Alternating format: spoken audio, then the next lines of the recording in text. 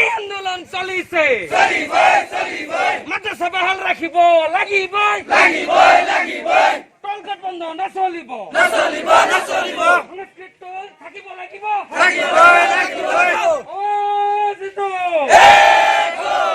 অসম চৰকাৰ হুঁচিয়াৰ হেমন্ত লেই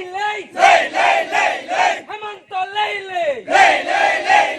আৱাজ দো মাদ্ৰাসা বন্ধ নচলিব ধৰ্মনিৰপেক্ষ দেশত অগণতান্ত্ৰিক সিদ্ধান্ত মানি নলওঁ সংস্কৃত থাকিব লাগিব মাদ্ৰাসা বন্ধ নচলিব সৰ্বানন্দ সোণোৱাল গো বেক অসম চৰকাৰ হাই হিন্দুত্ববাদী ৰাজনীতি নচলিব হিন্দুত্ববাদী ৰাজনীতি গো বেক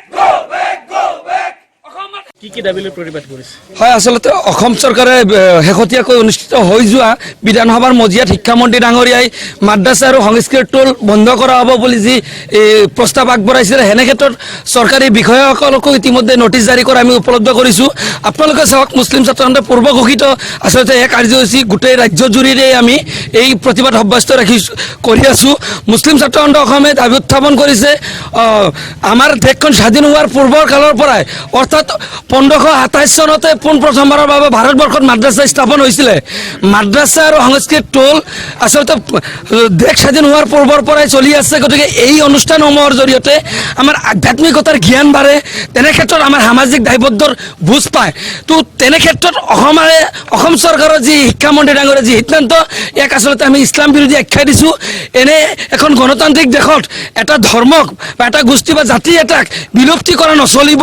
এই আচলতে মুছলমান সম্প্ৰদায়ক বিলুপ্তি কৰাৰ কাৰণে সেই মাদ্ৰাছাসমূহ বন্ধ কৰিব বিচাৰিছে। আমি দাবী উত্থাপন কৰিছোঁ, মাদ্ৰাছাখনৰ লগত জড়িত থকা যিমানসমূহ শিক্ষক আছে এইসকলৰ কি হ'ব আমাৰ প্ৰশ্ন।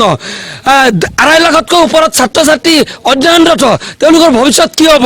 এই যি হঠকাৰী সিদ্ধান্ত আচলতে অকল ছাত্ৰ ছাত্ৰীৰ জীৱন লৈ খেলা নাই, এই আচলতে ইছলাম ধৰ্মটোক অসমত বিলুপ্তি কৰাৰ কাৰণে, নোহোৱা কৰি দিয়াৰ কাৰণে সেই RSS আৰু নাগপুৰীসকলৰ নেতৃত্বত শিক্ষামন্ত্ৰী হেমন্ত বিশ্ব শৰ্মাই আৰু সোণোৱাল ডাঙৰীয়াই সিদ্ধান্ত লোৱা বুলি আমি দাবী উত্থাপন কৰিছোঁ।